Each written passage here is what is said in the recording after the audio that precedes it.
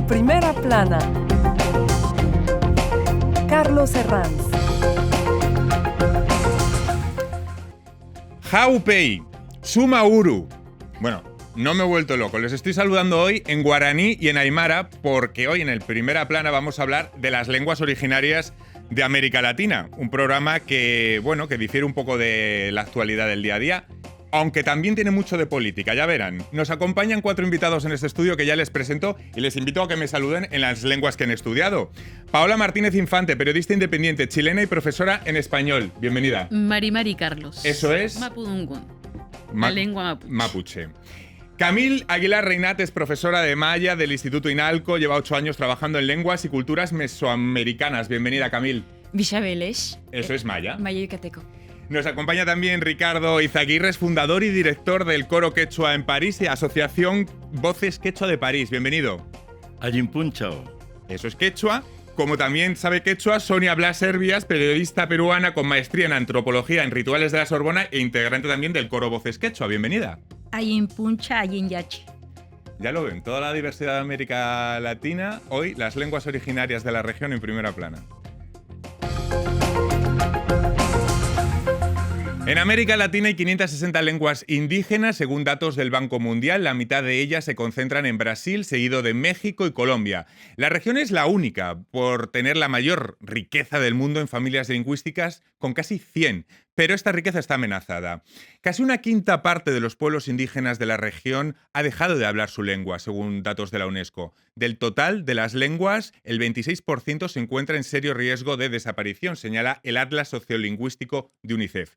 En algunas áreas, como el Caribe insular, las escasas lenguas que se conservan están prácticamente extintas. Hoy hablamos de esa riqueza de las lenguas originarias, de los esfuerzos para preservarlas y, en general, de la diversidad lingüística de América Latina, más allá de nuestro elemento común para entendernos, del español.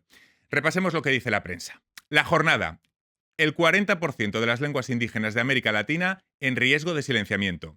Esta editorial del País habla de la importancia de celebrar las lenguas maternas como celebrar la diversidad. Dice el rotativo, más allá de los derechos lingüísticos, se trata de la protección de un conocimiento intransferible. La BBC dedica un artículo al jopará, la combinación de guaraní y español que se convierte en tercera lengua en Paraguay. Y la revista Proceso se interesa por cómo algunas lenguas indígenas, caso del maya o del zapoteco, ya han sido incorporadas al traductor de Google. Bueno, quizá lo primero es explicar a nuestros oyentes y espectadores por qué estas lenguas corren peligro. ¿Es la globalización o hay más causas? Paola. Sí, hay que primero partir desde el periodo de la conquista, ¿no? La primera causa por la cual las lenguas nativas empiezan a desaparecer en América Latina especialmente es eso, cuando el conquistador llega al español y dice, tú ya no hablarás más tu lengua nativa y nos imponen el español. Entonces la dominación de uno sobre otro, ¿verdad? Después hoy día podemos hablar de la discriminación que sufren muchas comunidades indígenas en América Latina en general. También está el riesgo de desaparición porque por una cuestión de integración.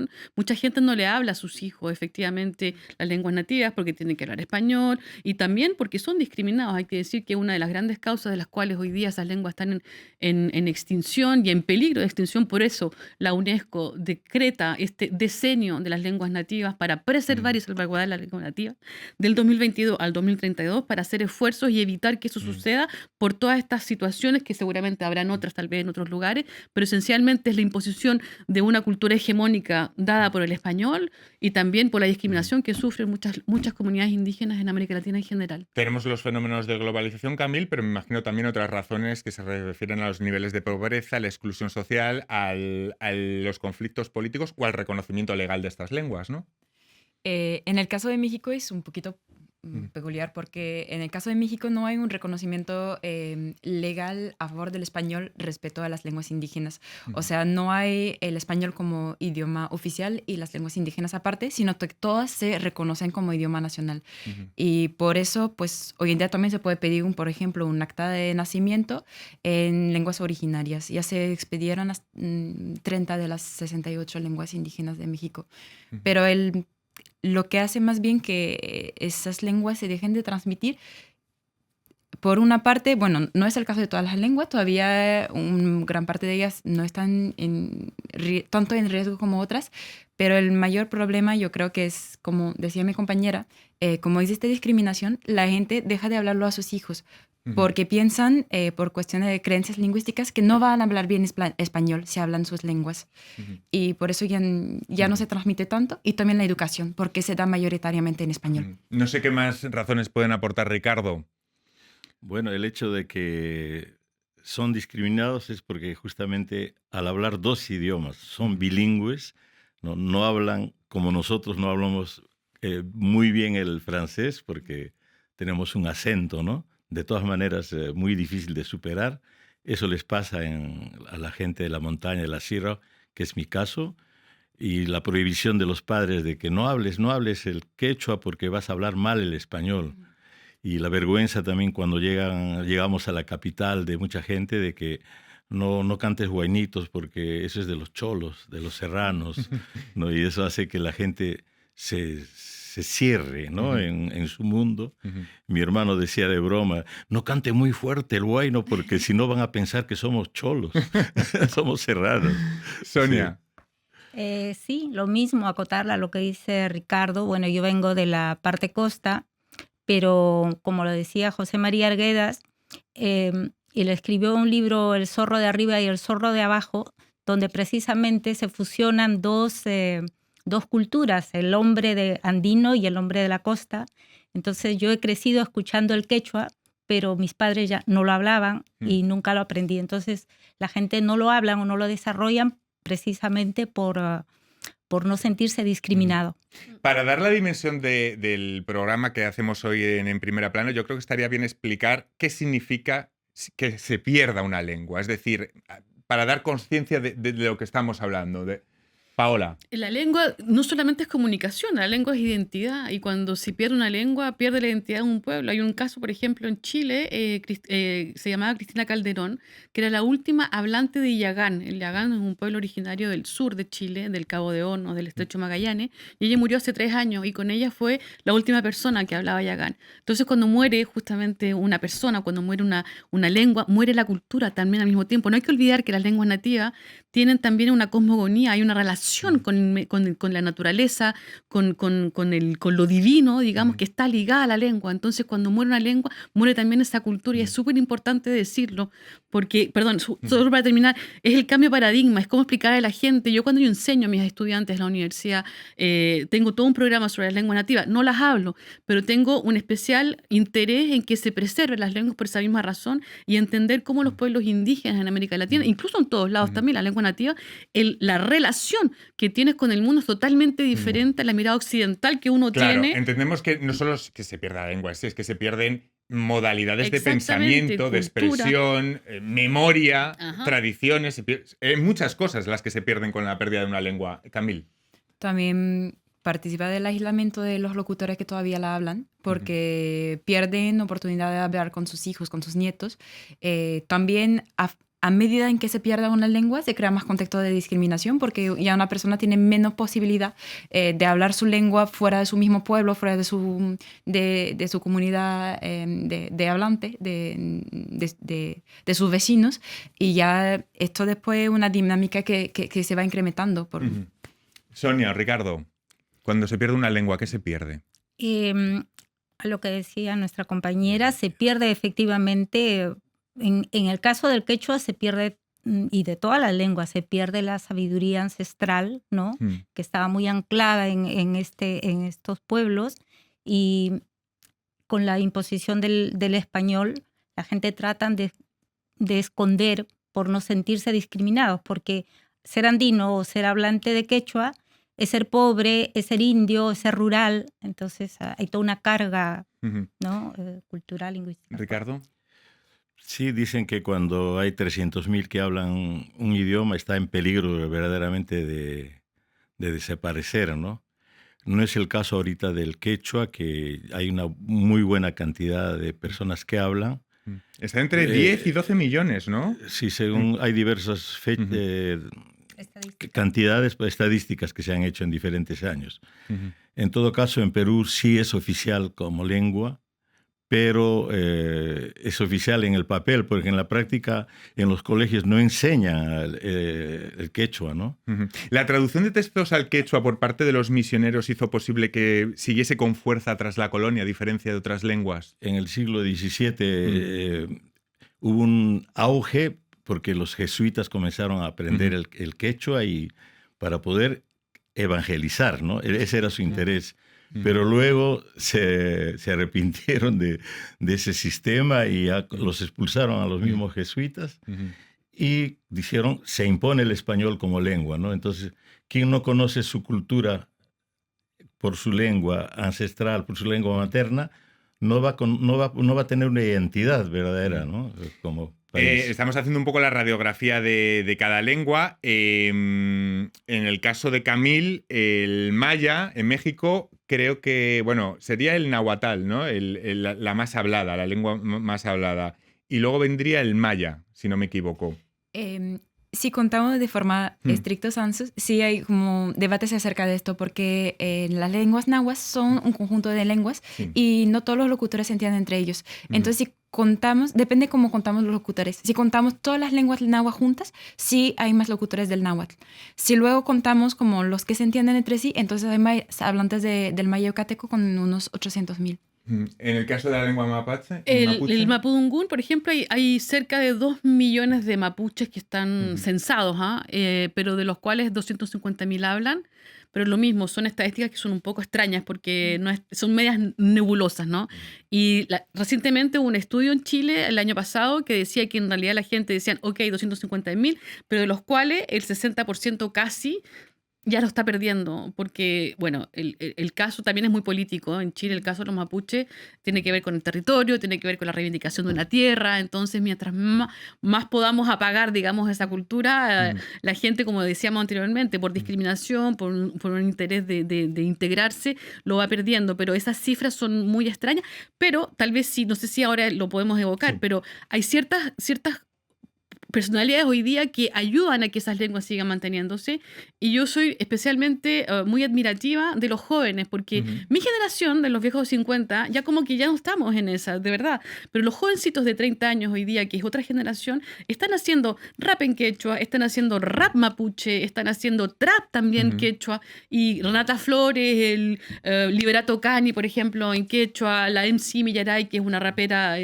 mapuche, y que canta... Hay pujanza de expresiones culturales de jóvenes. Exactamente, y los jóvenes justamente tienen ese interés, que es maravilloso, encuentro yo, de volver a sus raíces, de mirar a sus ancestros y de hacer esa conexión justamente con las lenguas nativas y el español. Les voy a preguntar a vuelta de pausa de dónde tienen que venir los esfuerzos para preservar estas lenguas. Va a ser a vuelta de pausa, que en primera plana.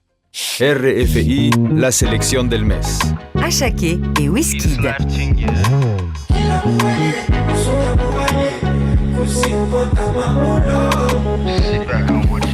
La journée je reste calme, mais quand je rentre chez moi, Arma Jackson. Faire ma clé à double tour et tous les jours je danse comme dans Who's Bad.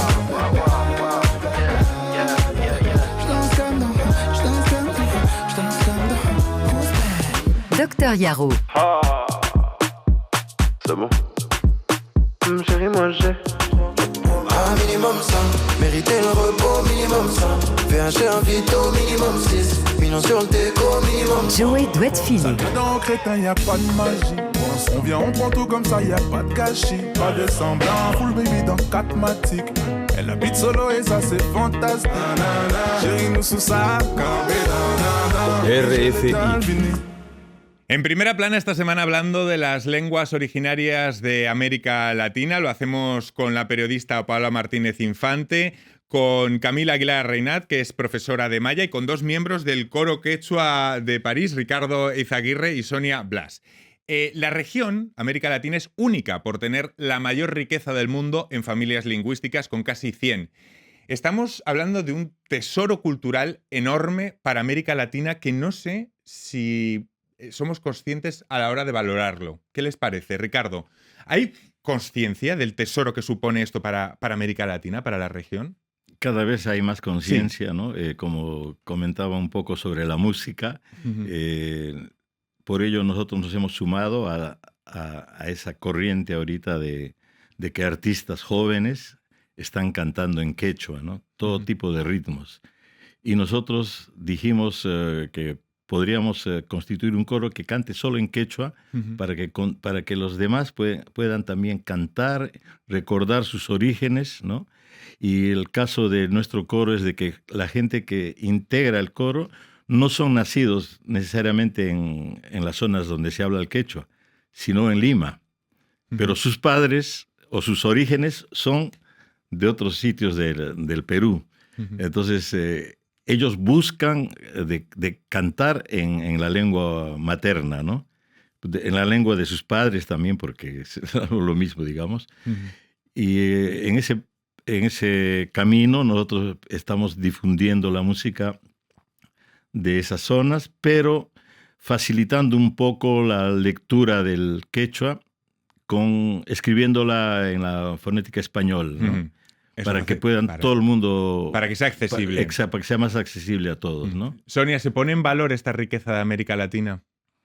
En realidad quien debería no solamente hacer el reconocimiento, sino quienes tendrían que aportar más sería a través de las políticas del Estado, ¿no?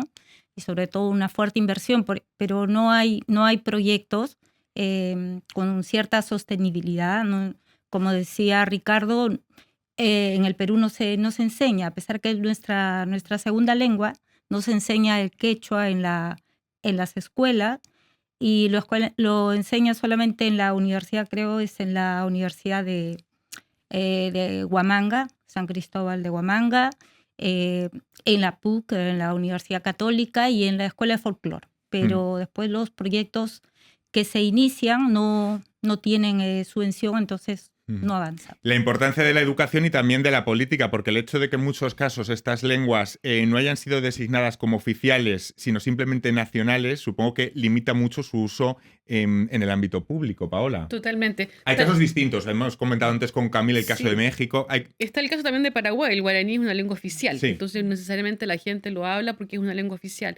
Pero también es cierto que los estados hacen hoy día, después siguiendo esta iniciativa de la UNESCO de hacer el diseño de las lenguas nativas del 2022 al 2032, todos los estados se asumaron un plan decenal que le llaman. Chile también, por supuesto, lo hizo, y el año pasado lanzó esa campaña de las lenguas para el futuro, donde ponen en juego en unos videos súper didácticos y al mismo tiempo muy emotivos, porque te das cuenta de qué manera todas las lenguas pueden convivir juntas también y cómo poder valorar eso para poder incitar y incentivar justamente el uso de las lenguas nativas. Pero insisto, es verdad, si no hay políticas que son mucho más acabadas y más abiertas, en el cual uno acepta, no solamente el hecho de hablar la lengua, sino que aceptar el pueblo que habla la lengua e incorporarlo a la política social, económica. Hoy día, en plena crisis ambiental, por ejemplo, las lenguas nativas son fundamentales de poder entender cuál es la comunicación con el medio ambiente, etcétera. Está el famoso principio del summa causai, no sé si lo conocen, de el buen vivir, ¿no? Este principio, el summa causai, debiera ser, pero en la constitución de todos los países en América Latina, y no lo es. Entonces ahí es donde los gobiernos, no solamente por una intención, digamos, de seguir la ola de lo que dice la UNESCO y hacemos todo como tenemos que hacer, sino que realmente tomar iniciativas que son de aceptar esos pueblos nativos y además al mismo tiempo aceptar con ellos la lengua. La importancia de la educación, comentaba Sonia, la importancia de la designación legal. No sé qué otras vías o de dónde tienen que venir los esfuerzos para preservar esas lenguas, Camil. Pues es que creo que tenemos, en el caso de México, hay ciertos programas de educación que son ya a raíz de las universidades. Por ejemplo, hay programas de lingüística indoamericana, hay bastantes programas, pero como en las creencias y actitudes de la gente hay una valoración positiva de las lenguas, pero todavía se relaciona, como decían mis compañeros, a los hablantes con una gente que vive en el campo, que sería pobre, que sería menos culto. Entonces esto, pues, por ejemplo, pienso en los trabajos de Sima Lozano, que compara esa valoración positiva de las lenguas, pero negativa de la gente que las habla. Y esto complica mucho. Entonces, poniendo en valor a esos idiomas, hay iniciativas que funcionan bien, pero son personales. Como pienso en un rapero que se llama Pat Boy, que es del pueblo en el que voy, de Pino Suárez, y él tiene talleres de rap en lengua maya. Y con eso incentiva a los muchachitos a aprender, porque muchos en las escuelas estudian en español y ya no ven a veces tanto el interés de aprender maya, si piensan que les va a servir más el español para trabajar. Pero con iniciativas así, sí pone más al maya como algo de interés, como algo cool, como algo que llama la atención de los jóvenes y que les anima a aprender más con sus abuelitos. Me imagino que otro vehículo también muy importante es el surgimiento de medios de comunicación en esas lenguas o de publicaciones en esas lenguas. Sonia. Sí, claro. Ahora con las redes sociales, ¿no? A través de Internet hay bastantes programas, ¿no? Que se están dando, noticieros en lengua netamente quechua. Y yo quería acotar un poco a lo que decía. Más allá de las estadísticas que a veces cuál es el porcentaje de habitantes que hablan esta lengua o la otra, es sobre, yo considero que es más importante la autodefinición étnica, ¿no? Porque la persona que realmente se reconoce como quechua o como maya va a defender todos esos valores, toda esa sabiduría que trae de años atrás, ¿no? Ricardo.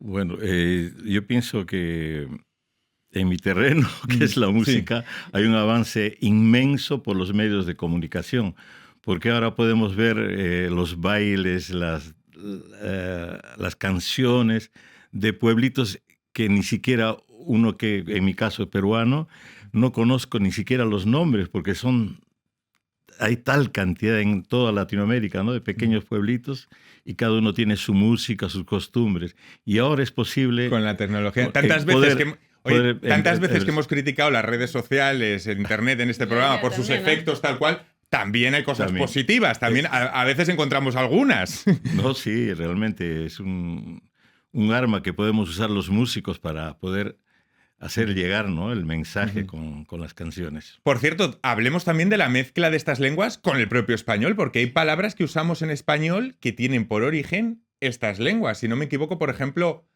cancha, poncho viene del quechua, ¿no? Claro. Cancha o poncho. Poncho, No sé si cancha. tienen más ejemplos ustedes. Yo tengo dos ejemplos que me encantan. A ver, venga. La carpa, yo me quedé sorprendido. Carpa también, Carpa, chocolate, que es una palabra universal que viene del náhuatl, que significa ombligo, un centro, ombligo, agua y gordo. El tl es el agua, ¿no?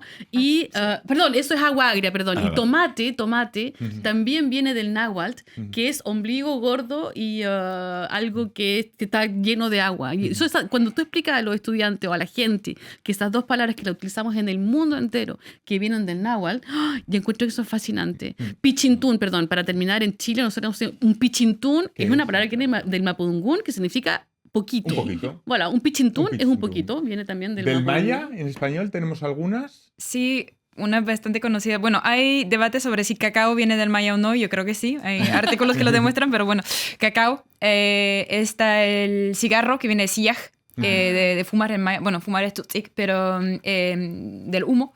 Y también hay debate para saber si chamaco viene del maya, que será chanmak, que es como una persona pequeñita, un personita.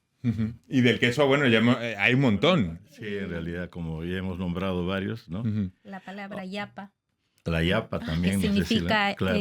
cuando van al mercado y dicen, me das una yapa, están pidiendo que le aumenten más, pero viene del quechua, que significa ayúdame, colabórame, ¿no?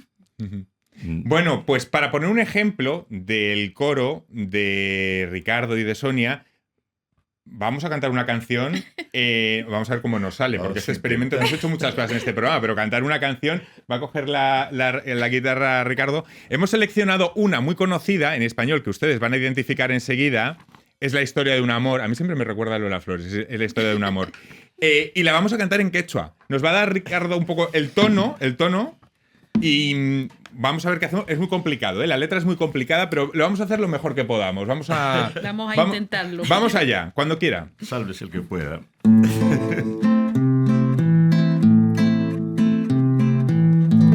Huachtayay piña chucanqui son joyay Yanayay casapayán yakakuchkan Mananyari kuita tispa, taita kuya chihuasca, aswan chukunaipa.